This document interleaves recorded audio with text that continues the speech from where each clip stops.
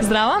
Smo torej na stojnici fakultete za ekonomijo in tukaj boste dekleti povedali malo o sami fakulteti in o njuni odločitvi, zakaj sta šle na fakulteto za ekonomijo in kaj so tista specifična znanja, ki jih fakulteta nudi.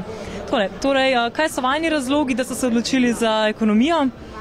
Ja, jaz sem se najprej odločila zaradi tega, ker me je že iz srednje šole zanimala ekonomija, sem hodila na ekonomsko gimnazijo.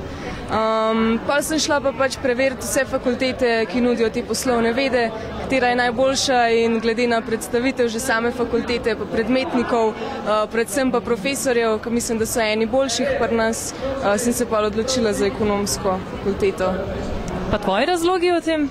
Ja, jaz sem pa tako razmišljala o pravu, pa o ekonomiji, in pol nazadnje sem se odločila za ekonomijo, kar mislim je bila ena najboljših odločitev takrat. To pa predvsem zato, ker sem hotela predvsem razširiti spekter svojega znanja, in se mi zdi, da ekonomija je en tak faks, ki je precej bolj obširen kot pa recimo kakšen drug, ker so tudi tako splošno znanje, specifično znanja, in tudi na informativnem dnevu so takrat zelo prepričali. Ne vem, takrat je bilo najbolj udarno gospod Zoran Janković, takrat še predsednik uprave Mercatorja, nas je pozdravil, ves vesel, Anja Tomažin je vodila takrat informativni dan, tako da je bilo res tako, wow, gremo sem, ne. Kaj pa naprimer, kaj so tiste zadeve na fakulteti, ki mogoče izstopajo od ostalih faksov, znanja, ki jih pridobite? Ja, jaz mislim, veliko dajo k temu profesorji, ki so tako iz prakse, razni ministri, bivši ministri, imajo že svoja podjetja, tako da res govorijo tudi o praktičnih zadevah, ne samo čista teorija.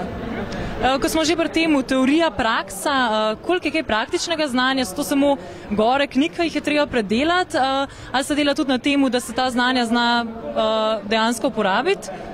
Stvar je taka, vsak predmet je tako nekje sestavljen iz nekega teoretičnega znanja, ki ga moraš seveda osvojiti, potem so pa se praktične znanja, to so predvsem primeri iz prakse, ki se jih obravnava, razne raziskave, ki sam iščeš podatke, potem ogromno je gostov iz prakse, ki povejo svoje primere, tudi študenta se spodbuja, da opravijo en predmet kot prakso v podjetju, tako pa razna društva tudi na naši fakulteti so, kjer lahko resno ti priješ konkretno s prakso v stik in še razširiš svoje obzorja. Ja, če se sam malo bolj odločiš za to, da boš še sam kaj naredil, da lahko tudi verjetno samo prebereš knjige in opraviš izpit.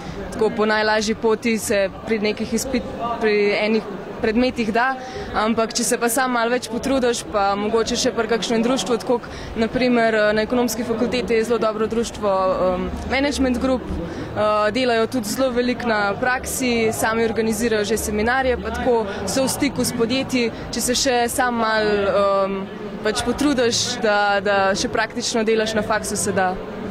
Jaz bi še nekaj dodala, zakaj je tako dobro na naši fakulteti. Ena stvar so mednarodne izmenjave. Naša fakulteta ima eno največje število partnerskih institucij, kamor greš na izmenjavo. Jaz sama sem jo koristila v 3. letniku, sem bila 1 leto v tujini in to je ena izkušnja, ki je mora dati vsak skozi. Poleg tega pa mislim, da naša faksa ena taka stvar je, da če ti imaš neko željo po znanju, karkoli, lahko brez problema stopiš do profesorjev in ti bo res z največjim veseljem pomagali. In če bi lahko v enem stavku povabile, ne vem, maturante na vajno fakulteto, kako bi jih povabile?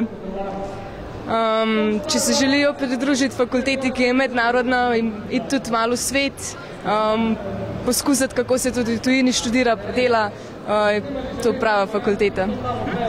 Ja, to je to. Super, najlepša hvala, to je bila fakulteta za ekonomijo.